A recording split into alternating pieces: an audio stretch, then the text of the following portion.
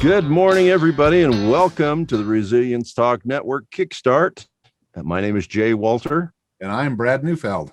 And it's a wonderful morning to get your butt off the couch and get moving, and we're going to kick it. Why not?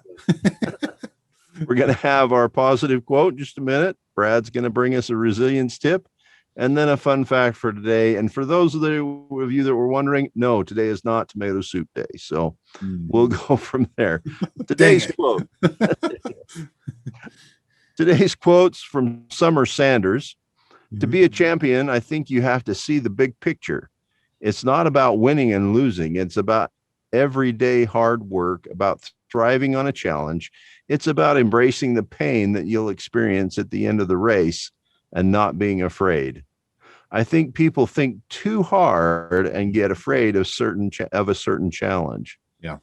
So, yeah, we see that all the time. We get afraid of that challenge. We talked about this a little bit yesterday. The crisis is danger and opportunity, and we get more afraid of the danger than we do about the opportunity that we can see. So, yeah, sad thrive on the challenge. Yeah, sad but true, Jay. Yep. Sad but true. But this is just something that we all have to experience for some strange reason. It's just so it just is what it is. Yeah. Because again, I just know this to be true. Nobody's born a great anything. You have to develop it. I use the example all the time. Michael Jordan was not born to be a great basketball player. He had to develop his talent. Right. And you combined the talent that he had with the drive that he had, and that's what made him who he is. Yeah. So all of us, though, I do know this, we all have a drive to do something.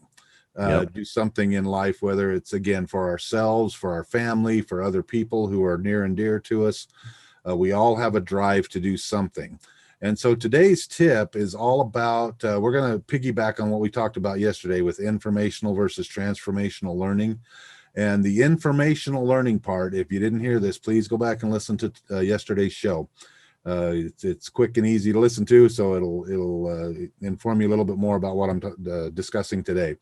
But see, in this informational process, we hear that thing, and it can be something we read in a book. It can be something we hear at church. It can be something we hear on a TED Talk or something, and it hits us and it inspires us, and we feel like this is the answer I've been looking for.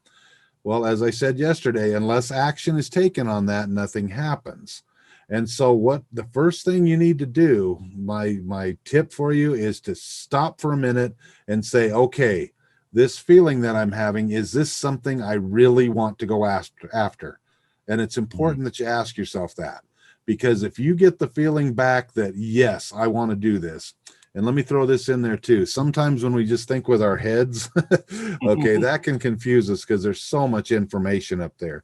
But if you pause for a second, push that down here and ask your heart, is this something I should do? And you'll feel it. Trust me, you'll feel it. If it's something you should be doing, then that's what you do, is you follow it. Now comes the part that Jay was just discussing, is that there's this barrier there. It seems like there's a fear, or there's something there. There's no way that I have the ability to do this. Well, I'm here to tell you, you wouldn't have had that feeling if you couldn't figure out how to do the actual thing. Does that make sense? I just firmly believe that. I've seen it my whole life. I've seen people overcome the biggest obstacles, but it doesn't have to be all done in one day. We talked about this in shows way in the past about the sitcom syndrome, about how we get so programmed that everything that we come up with has to happen right now. And if it doesn't, then it was not a good idea. No, the answer is yes, it was a good idea. Now stop and say, once you establish, is it something you want to do? Now it's time to get to work. Now it's time to get your pen out, put it to your paper and say, okay, what are the things that I need to do? What are the challenges that are facing me, and figure out a way to get through them. Again, don't they say that it takes 10,000 hours to become an expert at something? So anything, no matter what it is. It can be plumbing, it can be electrical, it can be reading, for all that matters, to become a good reader. You put 10,000 hours into it. Yeah, that's very true. Everything you do that you become an expert at does take about 10,000 hours to become the expert at it. And so Einstein had a quote one time. He says, if you were to study something for 30 minutes a day, well, let me back up. If a person were to study something for 30 minutes a day for 1 year, they would become the expert at that subject. But here's reality. Most people won't even do that. Yeah. We give up so easily. And so it's a matter of fix your attention on it and say, you know what? I will do this. There's nothing that's going to stop me. I can do this one tiny thing every day that's going to eventually lead me to a greater success. See, that's just it. You will be successful as long as you stick to it. Yeah. And how many times have we said 3 to 5 years to build a business? Well, there's a common thread there. Guess how many 10,000 hours is? Guess how long that is? 3 to 5 years. 5 years. So that's what it takes. There's no rocket science here. It's just a matter of deciding that you want to do it, and you do it. Yeah. Well, anyway, that's your tip for today. And for the first, when you get that feeling, you go for it. So yeah, and that first 4,000 or 5,000 hours, it's going to be pretty rough. It is. It's rough. It's rough for everybody, guys. Everybody goes through this. Yeah. That's your learning process. That's all it is. You're going to learn what works and what doesn't work. Remember when we talked about Thomas Edison? Yep. You know, after 1,000 tries, you know, gentlemen, we have not failed 1,000 times. We found 1,000 ways the light bulb will not work. Okay. Yep. So anyway, okay. Just keep listening to these for a year, and guess what? Your life will be different. That's right. Only if you do something about it. That's right. You got to take action. That's the key. Okay. Today is National Scrabble Day. Okay. This is I haven't played that for a while. You haven't played. April 13th is the day Scrabble inventor Alfred Mosher Butts was born. He gave the world an iconic board game now played all over the world. You can even play Words with Friends on your phone. So today, more than 7 decades later, we live for triple word scores, not to mention the strategic use of those mysterious blank tiles. Now it's time to lift the lid on that game box, pick out your first 7 letters, and begin.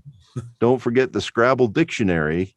We don't want any squabbles, so no fights, which, by the way, happens to be a valuable Scrabble word. 21 points for conflict. Really interesting. Squabbles. That's the one. Squabbles. There we go. Yeah, I'll get it. So it's time to CELEBRATE, one of the world's most iconic board games.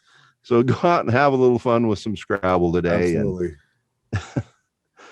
So can food be one of those words? Never mind. For me, food is often on the Scrabble board. So nice.